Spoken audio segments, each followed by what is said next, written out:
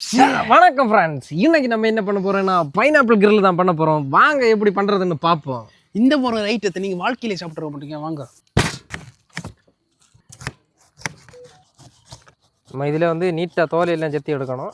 அப்போ தான் நம்ம நாக்கில் வந்து குத்தாது. நண்பர்களே, நாங்கள் இதை வந்து நீட்டாக வந்து செத்தி எடுத்தாச்சு. இனி இதை சின்ன சின்னதாக ரவுண்டாக கட் பண்ண போகிறோம்.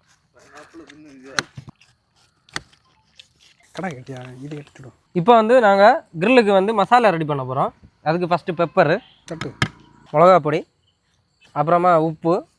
நம்ம இந்த கிரில்லுக்கு வந்து முக்கியமான விஷயம் ஒன்று ஆட் பண்ண போகிறோம். அதுதான் இந்த தேன். கொஞ்சமாக தேன் ஊற்றிக்கணும். சுத்தமான. இப்போ வந்து இதை நாங்கள் நல்ல பக்காவாக மிக்ஸ் பண்ணி எடுப்போம். மிக்ஸ் பண்ணி எடுத்துகிட்டு இதில் தடவுவோம். நம்ம வந்து இப்போ ரெடி பண்ண மசாலா இருக்கு இல்லையா, அதில் வந்து நம்ம இதை வந்து அப்ளை பண்ண போகிறோம். இதில் ஹைலைட் என்னென்னா நம்ம தேன் வீத்தினே தான் ஹைலைட்டு. அதனால தான் நாக்கில் ஏச்சி வருது. நம்ம இப்போ கடாயை வச்சுக்கலாம்.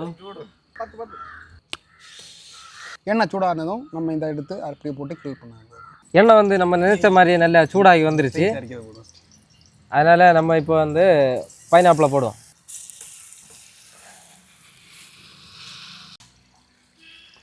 நண்பர்களே, நாங்கள் இதை இப்போ மறைச்சி போட போகிறோம். அடி சைடு வந்தாச்சு, அதனாலே மறைச்சி போட போகிறோம். ஓகே, எல்லாம் நல்லா அழகாக வந்தாச்சு. நம்ம இனி இதை எடுத்து வைப்போம்.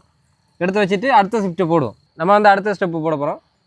இதான் ஃபஸ்ட், ரெண்டாவது ஸ்டெப்பு அதோட முடிஞ்சு.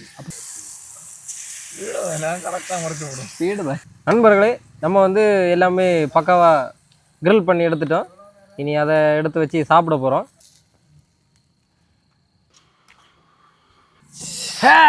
பார்த்தீங்களா, நாங்கள் சக்ஸஸ்ஃபுல்லாக எல்லாமே முடிஞ்சிச்சு. இப்போ வந்து கிரில்லை சாப்பிட வரோம். பார்த்தீங்களா எப்படி இருக்குது?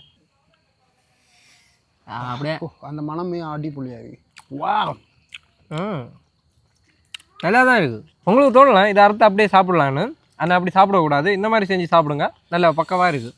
அந்த தேனோட ஃப்ளேவரு இந்த மசாலையெல்லாம் சேர்ந்து சாப்பிடும்போது அடிப்பொலியாக இருக்குது. உண்மையாக இருக்குது. இனிமேல் இந்த மாதிரி இன்னும் ஒரு டிஃப்ரெண்ட்டான வீடியோ நாங்கள் இனி அடுத்து போடுறோம். அது வரைக்கும் பாருங்கள். கண்டிப்பாக ட்ரை பண்ணி பாருங்கள். சரியா?